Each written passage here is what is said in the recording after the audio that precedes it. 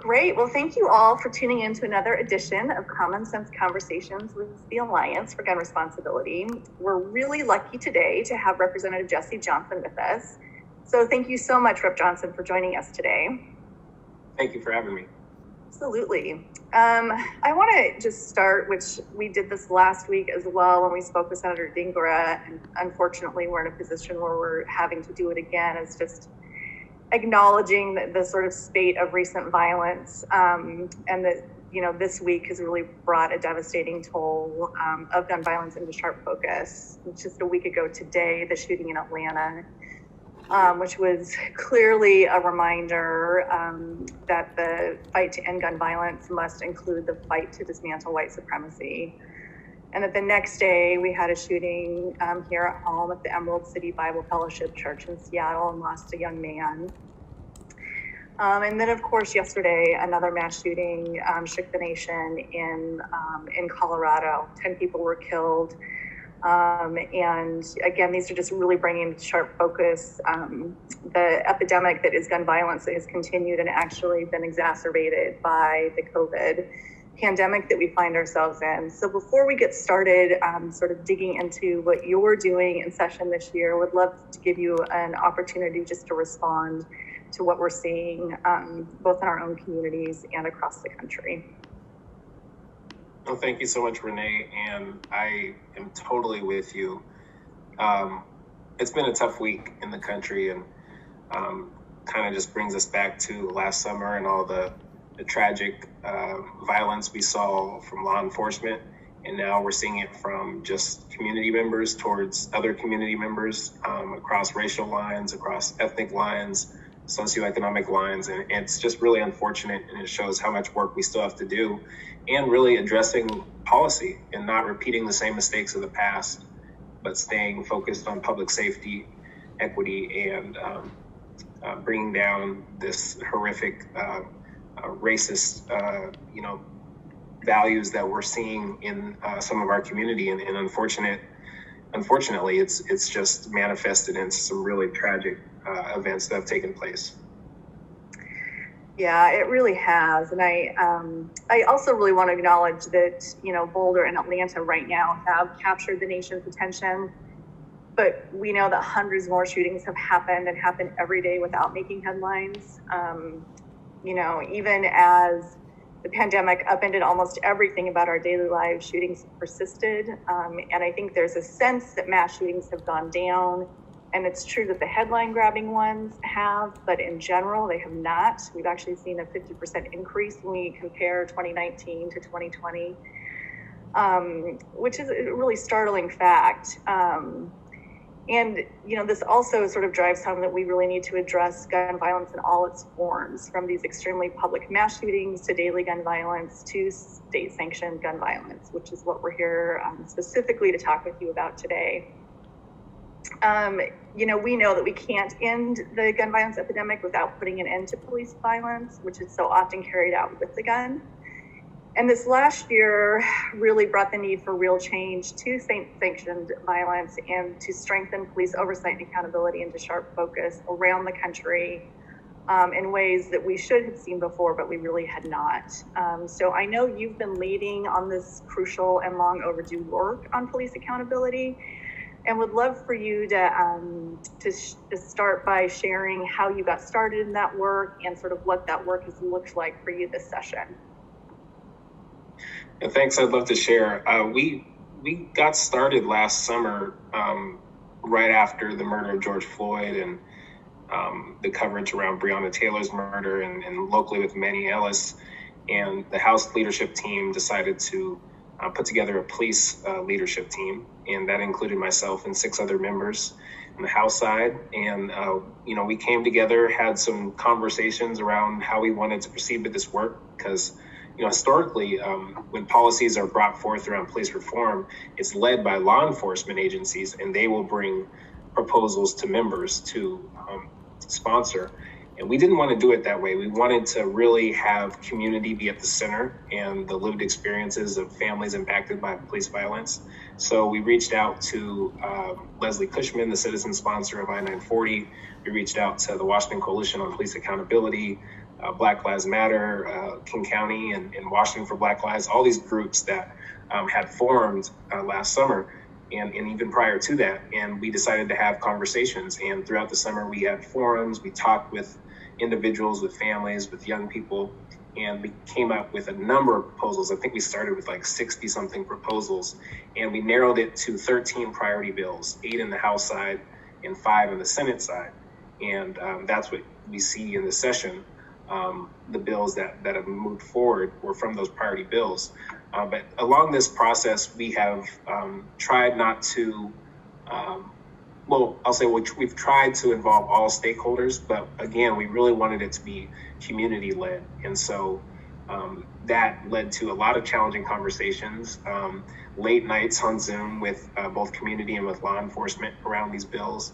And I think, our main goal was to really enhance the bills, but also be pragmatic with law enforcement perspective, but not unravel the fabric of the bill, which was, again, led by community for each one. So that was our goal, and I think we achieved that. And I think we have a number of bills. 5 of the top priority bills from the Washington Coalition on Police Accountability, 4 of those made it past the House or the Senate, with the tactics bill, with the independent investigations bill, decertification, and use of force. The only one that didn't make it was the cause of action qualified immunity bill, unfortunately, but 4 or 5 of the priority bills made it, and overall 11 of the 13 bills made it.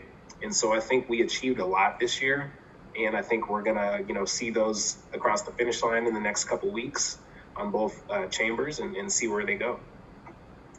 Yeah, I was saying before we started that I have just been so impressed with the both the sort of intentionality in the way that you all decided to move into this work for this session, but also the volume. It's really been amazing to see both the level to which you really were invested in getting the bills right, but then also in your both in your as a leader in this area, as well as the leadership in the Senate and the House, really prioritizing moving a lot of things in this space this year. I wonder if you could just touch on, I know you had a really strong tactics bill. I was wondering if you could just touch on that piece of legislation a bit and explain what its intentions are and what you're hoping it will do in the community. Yes, so the tactics bill is really the cornerstone of the police package because it establishes a baseline of standards that community and law enforcement have said should be reflected in our everyday policing. And it stems from the fundamental value that everyone deserves to be safe, to be protected, and to really know that their peace officers are there to serve the community.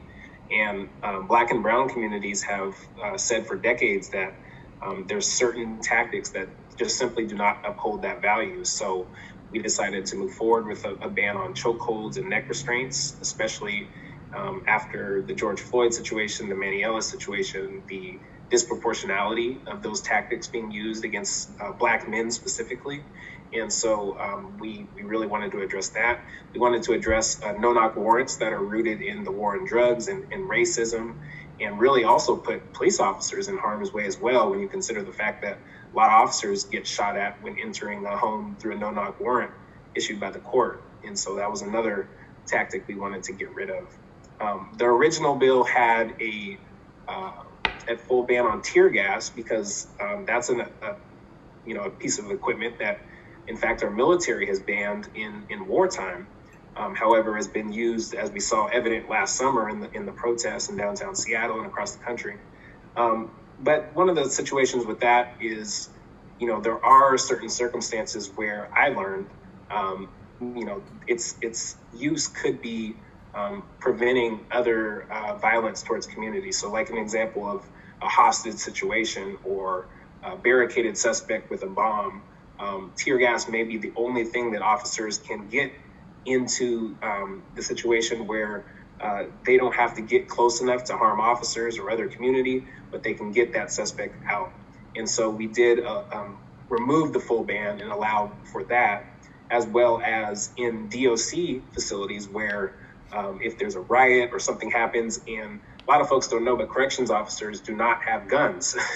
They're there, but they don't have guns. And so if there was a situation like that, they may need tear gas to stop a riot in a detention facility. So we removed that ban. The other part was canines, which got a lot of attention. We were going to ban canine use for apprehension of suspects, but I think, in learning about the fact that a lot of these canines have to identify a suspect and then apprehend the suspect, and it's really the canine handler that is having to make that call on whether they're going to, go after the suspect. And so we decided to remove the ban and have the Criminal Justice Training Commission develop a model policy so we can decrease the amount of dog bites, because there really is a lot of dog bites. In fact, there's over 3,200 dog bites every year in our state, which is the most emergency room visits than any other police tactic, including gunshot wounds. So there is a lot of dog bites, and so we have to address that. But we do understand their use for police in identifying suspects, so we worked on that. And then finally, shooting at moving vehicles, we're restricting that. We're restricting hot pursuits or vehicular pursuits that are dangerous. So like, for example, in a situation where someone may have a minor possession of drugs, there's no need for an officer to fly down the freeway 100 miles per hour to get that person. I could see if there was a kidnapping or someone, had, taken someone, something like that, but not for those situations. And so we're really addressing all of that in the tactics bill, as well as demilitarizing our police. We're removing certain military equipment that should just not be in our communities. It's excessive. And so I think all of that together is a constellation of efforts to support what community has said should not be allowed. Really appreciate that, and it's such an important piece of legislation. Looking forward to seeing it on the governor's desk for signature in the coming weeks. We have definitely been involved in police accountability measures prior to this year, specifically with 940 and our support of 940. But this is the first year that we've had police accountability bills actually listed on our agenda as priority policies.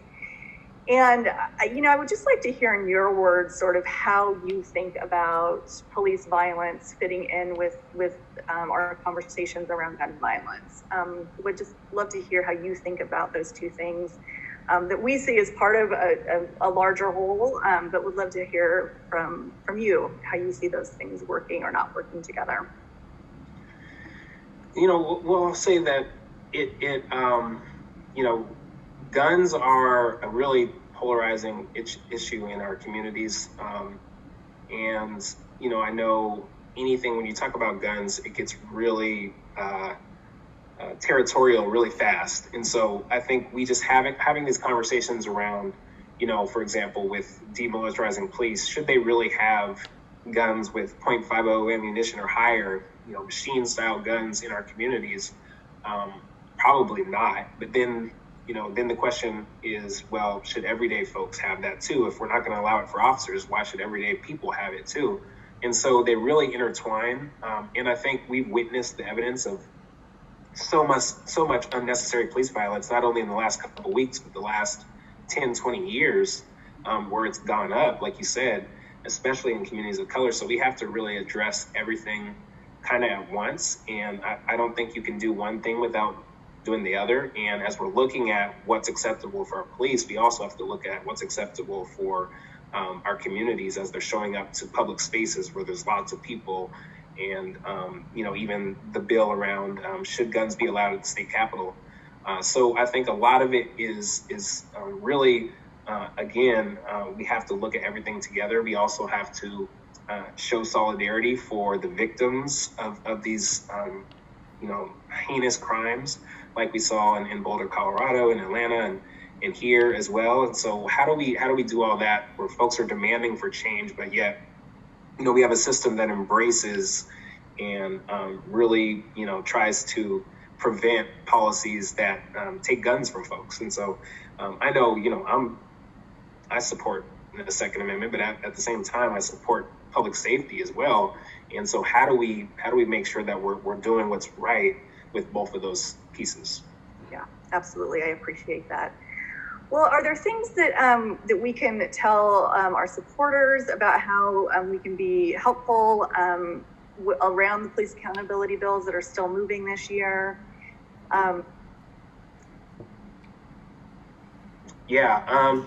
Right now, I would say reaching out to your local legislators and on specifically these 4 bills, 1054 on police tactics, which is now in the Rules Committee in the Senate and should hopefully be going to the floor soon.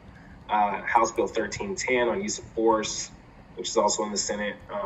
Senate Bill 5051, decertification, and then House Bill 1267 on independent investigations. Those 4 bills are the 4 priority bills that are left for families, for community, and there's a lot more bills as well, but those 4, we have to get those passed this year to be able to say we reformed and shifted our system for the first time in a way that supports community. Because if we don't, there's going to be a lot of disappointed and angry, rightfully so, community members. And so we have to get those 4 bills passed. I appreciate that, and I really,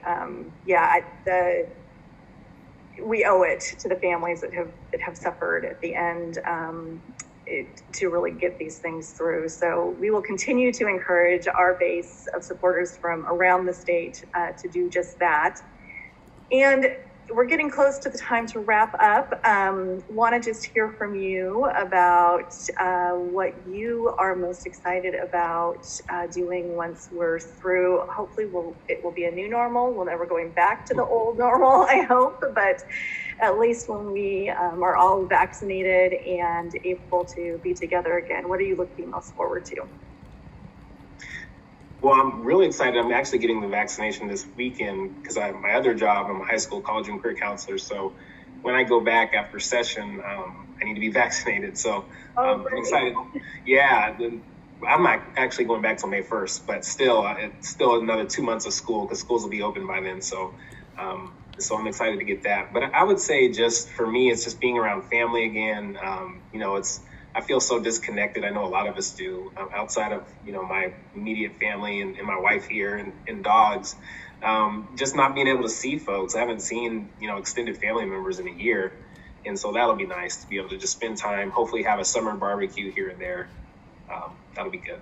Yeah, absolutely. I am looking forward to the same. So, well, again, Representative, thank you so much for your leadership in the broad gun violence prevention space and in particular in police accountability this year. Really congratulate you and the team of people that work so hard on this package of legislation this year. And we'll look forward again to seeing them on the governor's desk, hopefully very soon. Thank you so much. Appreciate it.